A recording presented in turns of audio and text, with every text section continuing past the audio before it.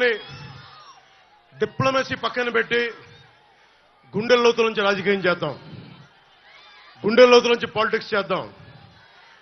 మనం ఎవరం కులాలకి ప్రాంతాలకి దాటి గుంటూరు వినుకొండలో పుట్టిన జాషువా ఆయన స్ఫూర్తితోటి విశ్వనరుడి స్ఫూర్తిని తీసుకెళ్తే తప్ప ఈ ప్రభుత్వాలని మనం మార్చలేం.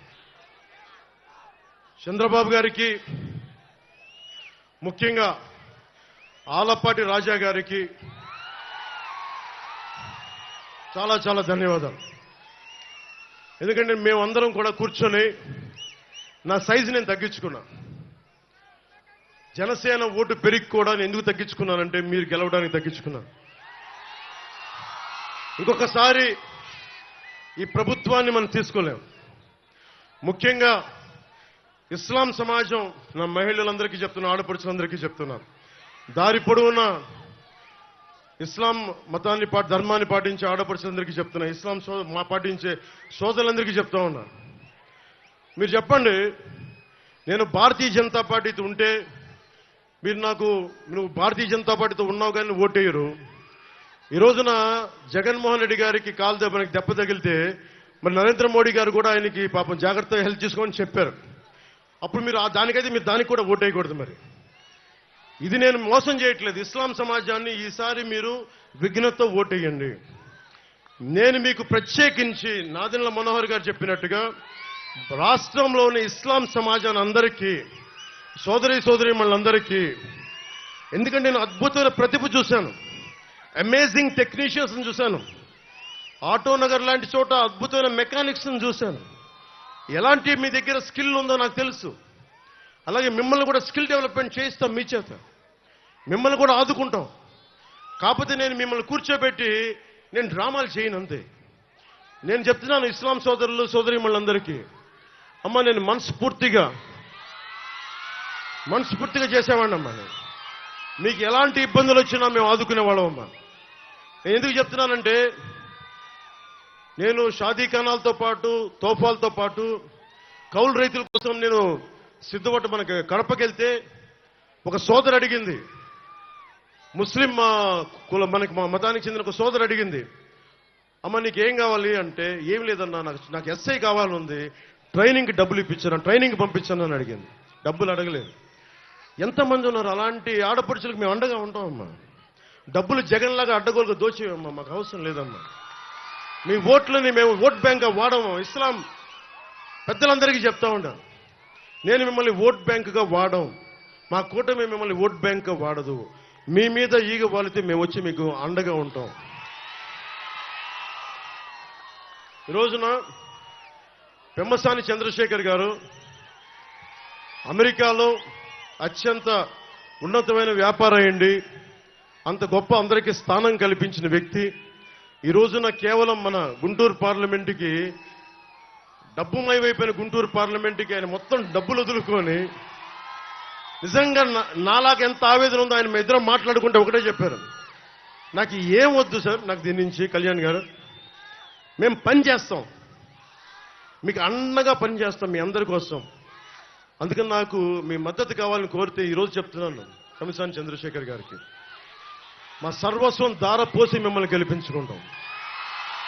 మా సర్వస్వం ధారపోస్తాం. మనకి ఏమి కావాలన్నా కేంద్రపరమైన మనకి అవసరాలు ఏదున్నా సరే రేపు పొద్దున చదువుకున్నవాడు, జ్ఞానం ఉన్న వ్యక్తి, ఐశ్వర్యాన్ని హ్యాండిల్ చేయగలిగే వ్యక్తి, అడ్డగోలుగా దోచే వ్యక్తి కాదు, ఉన్న సంపాదనని పెట్టే వ్యక్తి.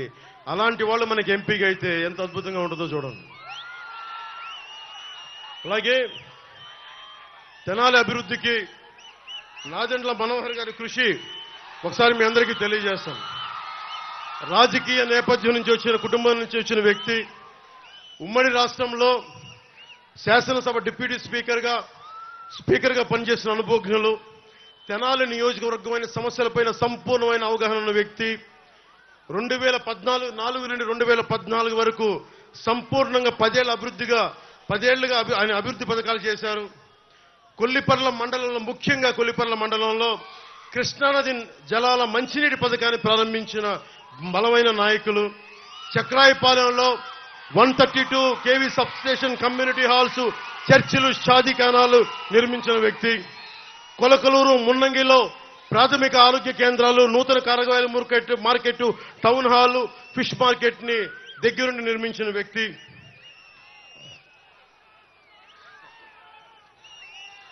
నియోజకవర్గం పరిధిలో R&B పరిధిలో 2018కి వస్తే 13 వంతెనలు నిర్మించిన వ్యక్తి.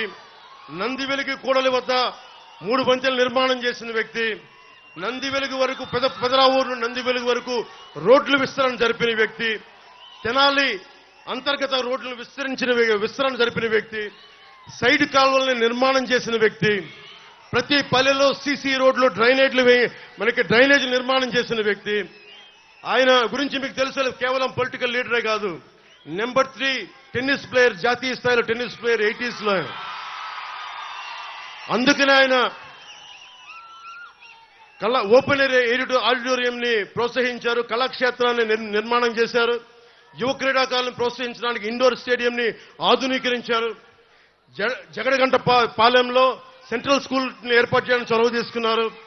పేదల కోసం 40 ఎకరాల భూమిని సేకరించి ఇళ్ల నిర్మాణం పూర్తి చేసిన బలమైన నాయకులైన, అర్హులైన అందరికీ అధికారులు కాదనుకుని కూర్చుని రేషన్ కార్డులు, పెన్షన్లు, దీపం పథకం కింద గ్యాస్ బండ గాని, ఇందిరమ్మ ఇళ్లు గాని, అన్నదాతల కోసం సబ్సిడీపై వ్యవసాయ పరికరాల పంపిణీ గాని, రైతు బంధు ద్వారా వడ్డీ లేని రుణాలు గాని, డ్వాక్రా మహిళలకి పావలా వడ్డీకే రుణాలు, బ్యాంకు రుణాలు అందేలా తెనాలి ఎమ్మెల్యేగా కృషి చేసిన బలమైన నాయకుడు. ఈ రోజున అలాంటి వ్యక్తి మాకు జనసేన పార్టీకి, నాకు వెన్నెముకగా ఉన్న వ్యక్తికి మనస్ఫూర్తిగా మీ అందరి తరపున ధన్యవాదాలు తెలుపుకుంటూ భారీ మెజారిటీతోటి గెలిపించవలసిందిగా కోరుకుంటా ఉన్నాను.